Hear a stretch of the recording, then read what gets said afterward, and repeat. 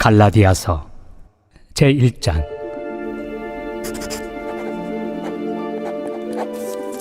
사람들에게서 난 것도 아니요 사람으로 말미암은 것도 아니요 오직 예수 그리스도와 그를 죽은 자 가운데서 살리신 하나님 아버지로 말미암아 사도된 바울은 함께 있는 모든 형제와 더불어 갈라디아 여러 교회들에게 우리 하나님 아버지와 주 예수 그리스도로부터 은혜와 평강이 있기를 원하노라.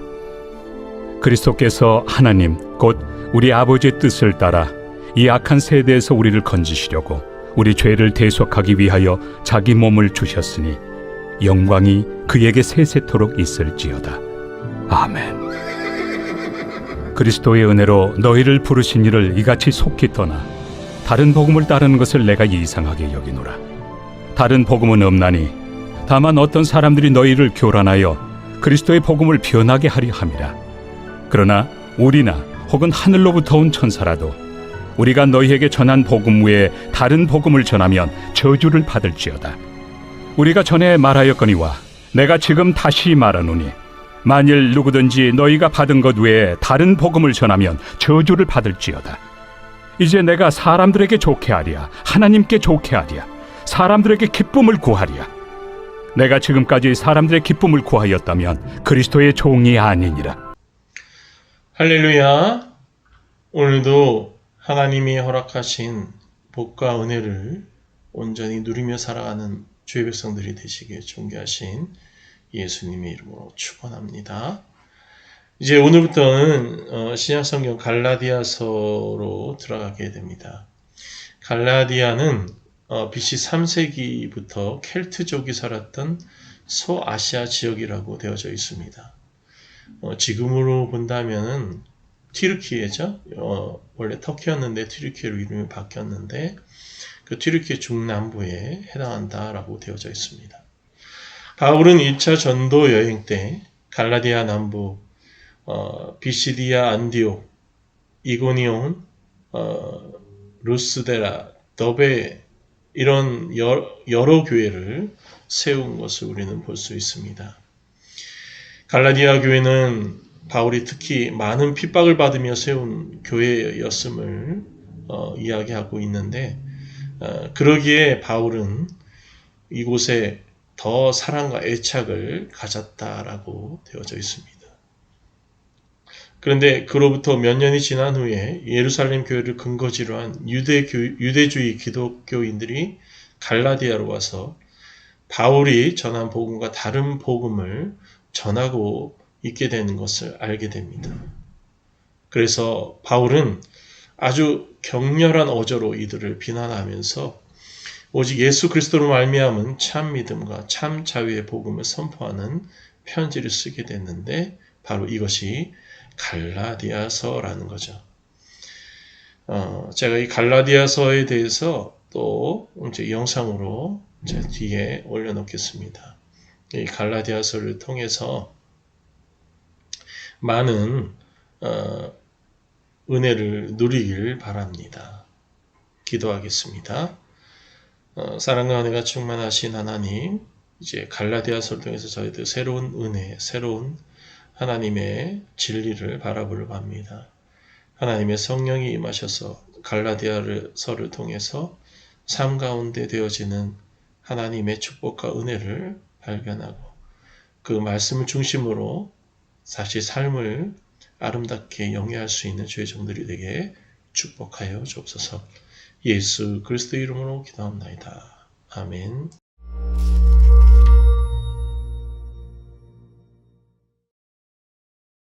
갈라디아서. 사도 바울이 선교 여행 중에 방문했던 갈라디아 지방의 교회들을 대상으로 보낸 서신입니다. 관련된 이야기는 사도행전에 잘 나와 있죠. 바울은 이 중요한 서신을 깊은 아픔과 절망 속에서 썼는데요. 그 배경은 이렇습니다.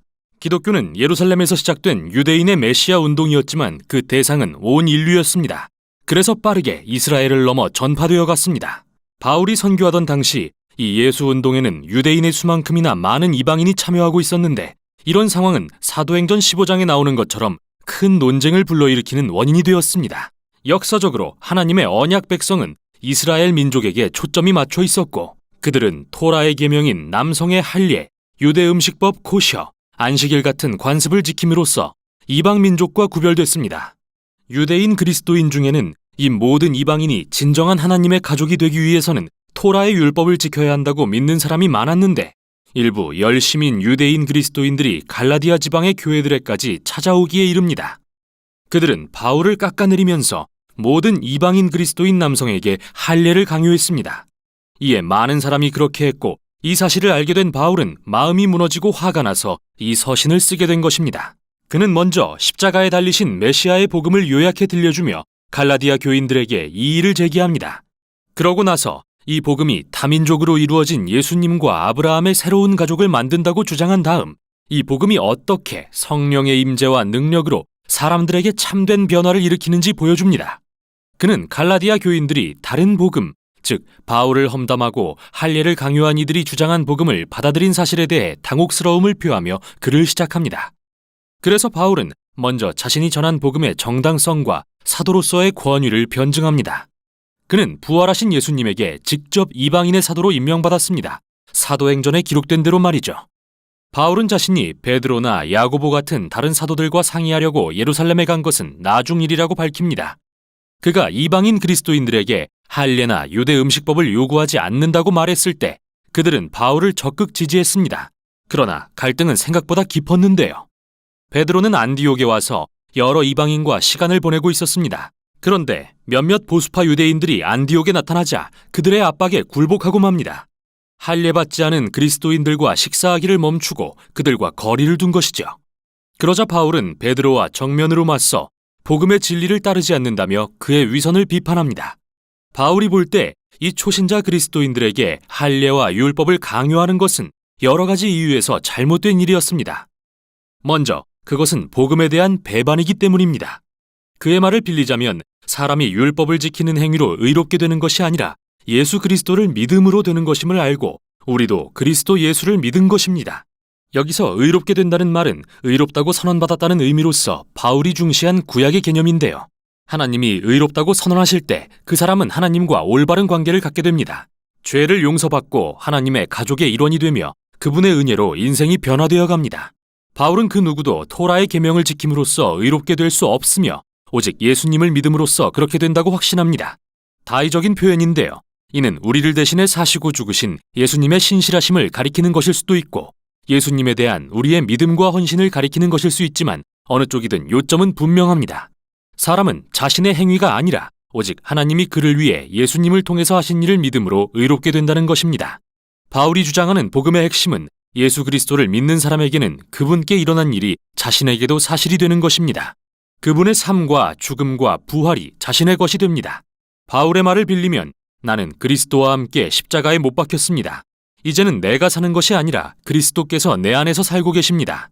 내가 지금 육체 안에 사는 것은 나를 사랑하셔서 나를 위해 자기 몸을 버리신 하나님의 아들을 믿는 믿음으로 사는 것입니다.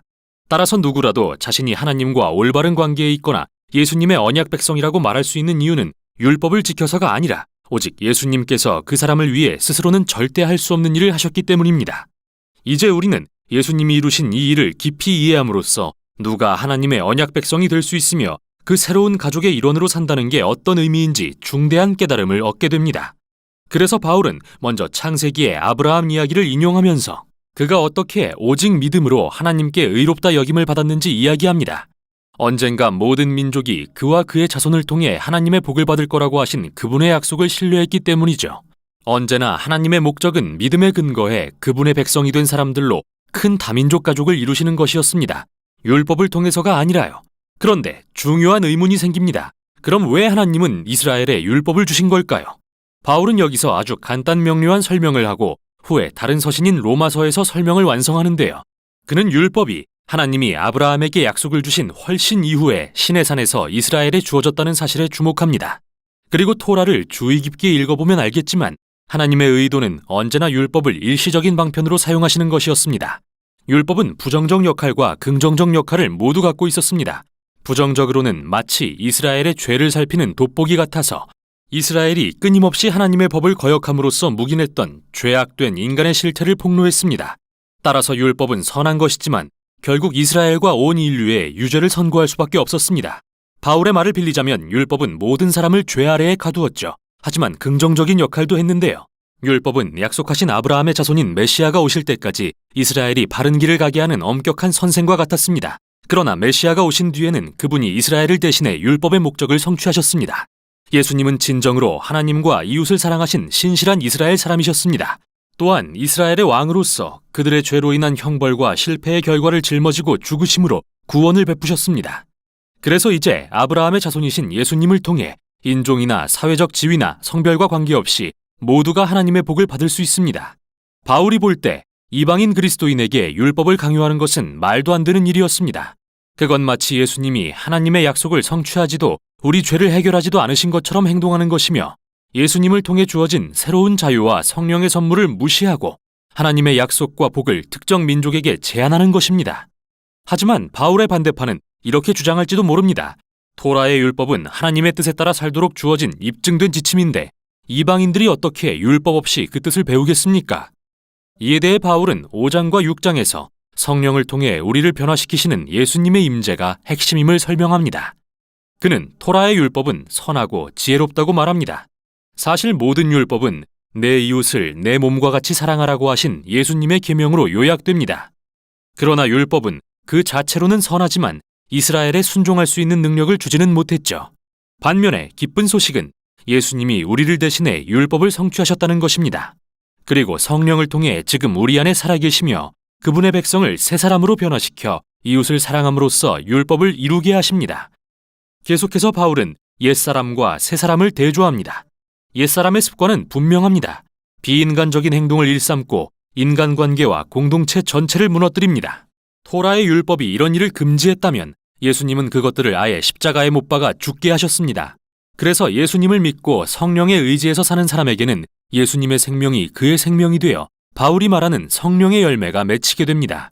이야말로 예수님이 그분의 가족을 통해 재현하기 원하시는 삶의 방식이며 이로써 그들은 사랑, 기쁨, 화평, 오래 참음, 자비, 선함, 충성, 온유, 절제의 사람들이 될 것입니다. 하지만 이 열매는 저절로 맺히는 게 아니라 실제 과일처럼 가꿔야 하는 것으로서 바울은 우리가 성령으로 산다면 성령의 인도하심을 따라야 한다고 말합니다. 의도적이어야 하는 것이죠. 우리는 옛 습관을 잘라내고 새로운 습관을 가꾸는 법을 배워야 합니다. 그럴 때 성령의 인도하심을 받는 자신을 발견하고 예수님이 우리의 생각과 마음을 바꾸어 하나님과 이웃을 사랑하는 사람으로 변화시키시는 것을 체험할 것입니다. 또한 이로써 예수님의 백성은 바울이 말하는 그리스도의 법을 성취하게 됩니다. 마지막으로 바울은 그리스도인에게 율법과 할례를 강요하는 것은 핵심을 놓치는 위태로운 모험이라며 결론을 맺습니다. 정말 중요한 것은 하나님의 새로운 창조로서 이들은 다민족으로 이루어진 메시아의 새로운 가족, 예수님을 믿는 믿음으로 가득하며 성령의 능력으로 하나님과 이웃을 사랑하는 법을 배우는 사람들입니다. 이게 바로 갈라디아서가 전하는 내용입니다.